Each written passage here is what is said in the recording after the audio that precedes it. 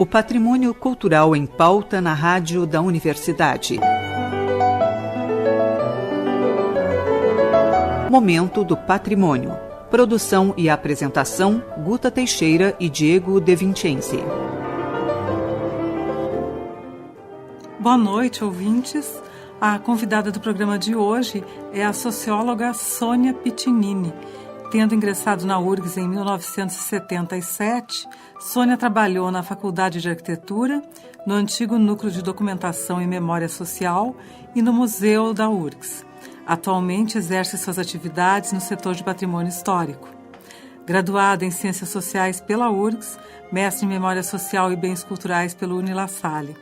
Nosso tema é a sua dissertação, cujo título é Redes de Colaboração e Patrimônio de Ciência e Tecnologia, o papel do Herbário ICN da URGS na transmissão e preservação de valores e práticas científicas.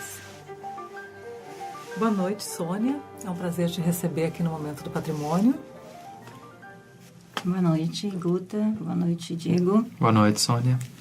Sônia, o que te levou a escolher esse tema para trabalhar na tua dissertação? Bom, a pesquisa que eu desenvolvi no mestrado da UniLaSalle, ela surgiu de uma inquietação pessoal sobre a categoria de patrimônio. Trabalhando no setor de patrimônio, trabalhando na questão das fotografias, na questão da história da universidade, né? Comecei a perceber que o valor do conjunto arquitetônico da URGS e da sua preservação, eles ancoram a duração dos sentidos da universidade. E a universidade está voltada, né, então, para programas e ações de ensino, pesquisa e extensão, que são capazes de repercutir tanto local quanto regionalmente, nacional e até internacionalmente. Hoje em dia a universidade faz isso, né? Por outro lado, a partir da minha experiência no setor de patrimônio histórico como socióloga, passei a me perguntar até que ponto esses prédios comunicam a atividade fim da instituição ou da universidade, qual seja a de produzir conhecimento, formar pessoas e desenvolver ciência e tecnologia.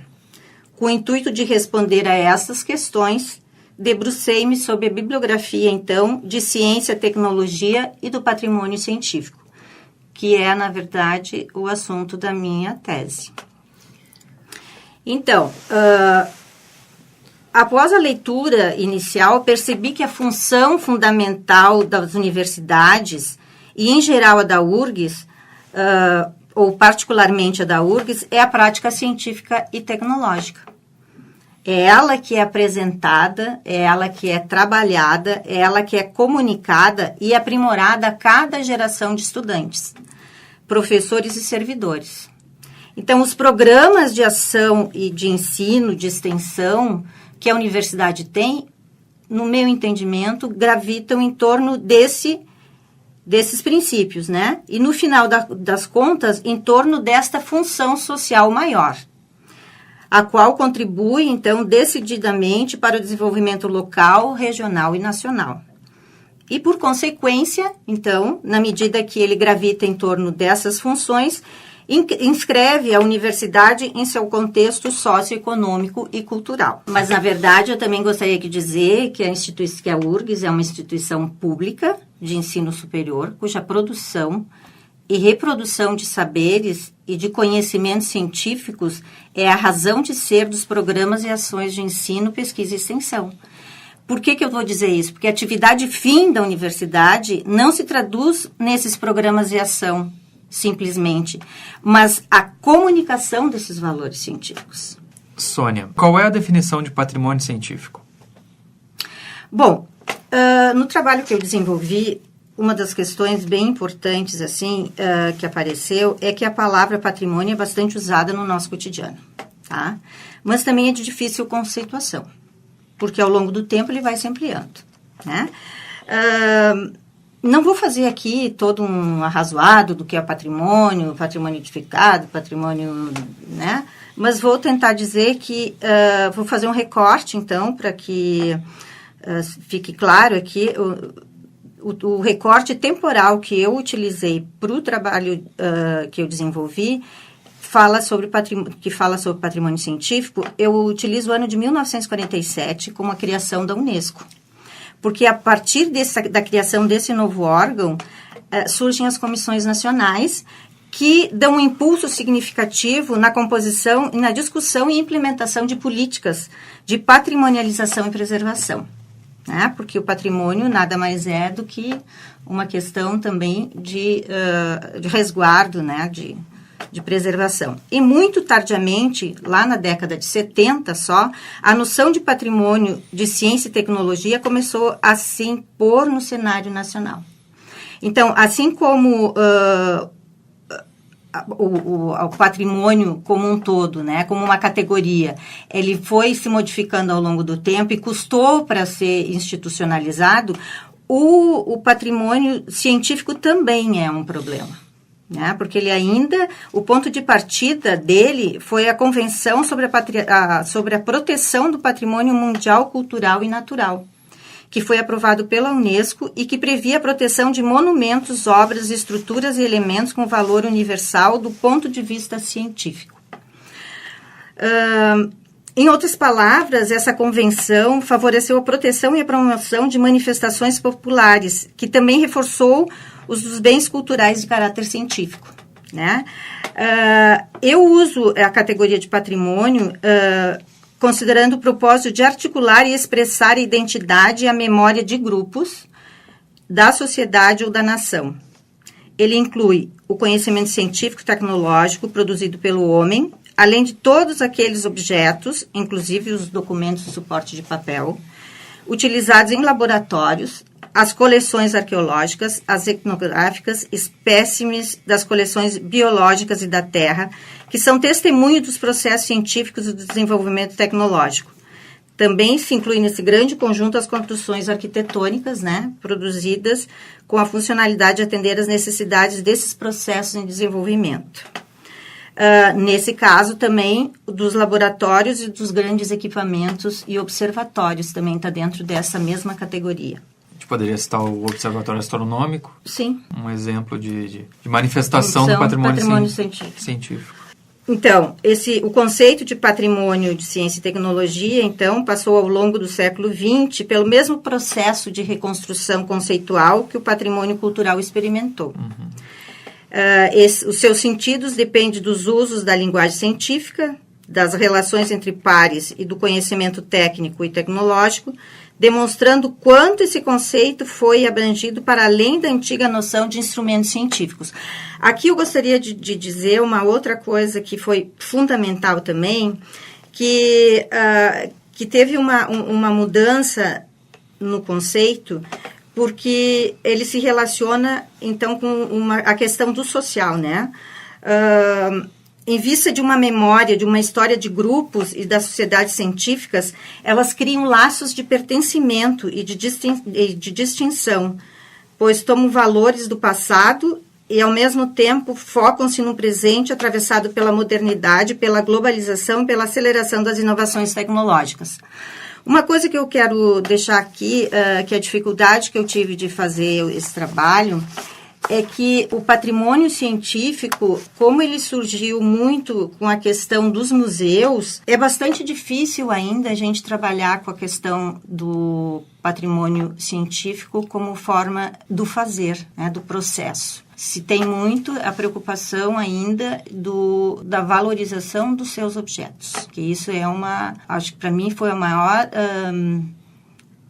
dificuldade que eu tive dentro desse trabalho, porque as pessoas me diziam, bom, mas o que é que tu queres mesmo, né? Porque trabalhar com a questão do científico, como ainda não está institucionalizado, é uma coisa que primeiro, que não tem muita bibliografia, né? Uhum. Tem uma escassa bibliografia. E segundo, porque tem uma compreensão que precisa ser socializada, eu acho. Na questão essa do que é um patrimônio científico, que é o fazer da ciência, né? Talvez. O que é a ciência dentro da academia, como é que a gente trabalha com essa questão, né? Como é que a gente preserva isso? As pessoas viam simplesmente como a sua atividade cotidiana e não viam o que aquilo traria de benefícios e consequências e de expressão. Exatamente. Uma das coisas que para mim foi muito importante também nesse trabalho que eu fiz, o meu objeto, né, de trabalho, foi o contato com as pessoas, né? Sônia, quais os desafios de trabalhar com patrimônio científico? Bom, o desafio e está sendo muito grande, porque pelo fato de estar atuando em um setor consolidado, como é o caso do setor de patrimônio histórico, que ele já é um setor consolidado há mais de 15 anos, seria muito mais tranquilo para mim seguir dentro desse caminho tradicional e abordar o patrimônio edificado, né? Porque há muitos anos eu trabalho lá, eu trabalho com fotografia, eu trabalho com história, eu trabalho com a universidade há muitos anos, então eu tenho um grande apreço pelo setor de patrimônio histórico, mas eu também via que era necessário um novo caminho também para o nosso setor, né? Já que o nosso setor ele é um setor que tem resgate do patrimônio histórico, eu penso que seria também uma forma de colaboração minha enquanto funcionária, desenvolvendo esse trabalho, né, de ciência e tecnologia, poder ampliar o nosso leque, né, de patrimônio lá na secretaria. E então busquei um novo caminho, o caminho do patrimônio científico, que ainda depende de um maior reconhecimento nos âmbitos tanto institucionais como comunitários, como eu falei há pouco, né? As pessoas, ainda estive um período falando com o pessoal do IFAI e eles colocaram da importância desse trabalho, mas por outro lado ainda não tem uma preocupação com o patrimônio científico aqui, assim, institucionalizado. Passa a ser um problema, né? Mas sempre foi assim, né? As coisas são colocadas e são trabalhadas na medida da necessidade também. Eu acho que isso é uma coisa que está vindo, que está surgindo, né? E o que foi possível, então, com essa dissertação é favorecer compreensões cada vez mais sofisticadas do campo do patrimônio, relacionando com os saberes e os fazeres científicos de um lugar ou de um lugar ou um laboratório de excelência, como é o caso do Herbário ICN, que é meu objeto de pesquisa. Então, para pensar a ciência e a tecnologia como práticas culturais, eu vou dizer para vocês que não é uma novidade, né? Não é uma novidade trabalhar com práticas culturais. Mas o conceito do patrimônio cultural da ciência e tecnologia, que vem sendo estudado por pesquisadores do tema, só para citar alguns, Álvares Valente, a Marta Lourenço, o Marcos Granato, o Márcio Rangel, que são do MAST, onde tem um trabalho um pouco mais de peso nesse sentido, eles abarcam esse ponto de vista, né? Então, ou seja, de que o estudo da dimensão história, ciência, técnica serve para explicar a trajetória da ciência ou apresentar uma visão mais ampla da ciência, inserindo-a num contexto cultural como construção humana. Isso, para mim, é uma coisa muito importante, porque a gente tem a ideia de quando vê o objeto construído pela ciência, é só o objeto que a gente enxerga. A gente não enxerga todo o processo de produção, todo o processo de criação, todo o processo de conhecimento, vem junto com ele. Então, pensar a ciência e a tecnologia como práticas culturais significa pensá-las em seus contextos locais, entendendo que a produção de conhecimento científico e tecnológico é como qualquer outra atividade humana, intelectual, parte da produção cultural de diferentes indivíduos. E essas reflexões levam ao entendimento de que a própria URGS, então, possui um universo de pesquisadores, produção científica, artefatos oriundos da sua prática, é portadora de valor cultural. A própria URGS é, né? Mas como empreendimento coletivo, as ciências, as técnicas e as suas instituições comunicam sentidos compartilhados, então, cuja expressão maior se dá no próprio âmbito da universidade. Ou seja, um olhar atento sobre o patrimônio da ciência e tecnologia, de acordo com vários pesquisadores, transformam as ciências e as técnicas em herança cultural e testemunho da vida acadêmica. E eu acho que foi isso que eu fui buscar quando eu me lancei nesse percurso, né, trabalhando com a questão do patrimônio científico, né. Então, a construção do conhecimento né, da história da ciência expõe as ações dos cientistas e das pesquisas realizadas no passado. E esse conhecimento é importante para o estabelecimento de um diálogo entre as diversas concepções e pensamentos que norteiam as ações de desenvolvimento científico e tecnológico ao longo das gerações de cientistas. Os estudos sobre essa produção e a dinâmica da ciência e das comunidades científicas são, portanto, elementos essenciais para o estabelecimento de estratégias, de políticas para o desenvolvimento científico e tecnológico. Considero que isso é uma coisa fundamental, inclusive, para que a gente possa avançar no sentido do desenvolvimento científico e tecnológico da nossa universidade também. Então, é nessa articulação que se escreve esse meu trabalho. E para desenvolvê-lo, eu realizei um estudo de caso no Herbário ICN, onde eu pretendia trabalhar a hipótese de que um laboratório bem-sucedido no âmbito de uma universidade apresenta-se como um lugar vivo de redes de colaboração. Ou seja, eles são pensados como um patrimônio imaterial da universidade, como modos de fazer, de expressar e de celebrar a ciência e a tecnologia na sociedade em que vivemos. Então, esta é a minha grande hipótese de trabalho, para poder desenvolver, então, a minha tese de mestrado. Sônia, nós vamos interromper agora a entrevista, retomamos na próxima terça-feira para conversar mais sobre essa pesquisa tão interessante. Obrigada, Guta. Obrigada, Diego. Boa noite. Boa noite. Momento do Patrimônio conversou com a socióloga do setor de patrimônio histórico, Sônia Pitinini, que é graduada em Ciências Sociais pela URGS e mestre em Memória Social e Bens Culturais pelo UniLaSalle. Nosso tema foi a sua dissertação, cujo título é Redes de Colaboração em Patrimônio de Ciência e Tecnologia, o papel do Herbário ICN da URGS na transmissão e preservação de valores e práticas científicas. Este programa é uma realização do setor de patrimônio histórico da Superintendência de Infraestrutura da URGS. O SPH coordena o projeto Resgate do Patrimônio Histórico e Cultural da URGS, que tem como objetivo a restauração dos prédios históricos da universidade e a sua adaptação à acessibilidade universal.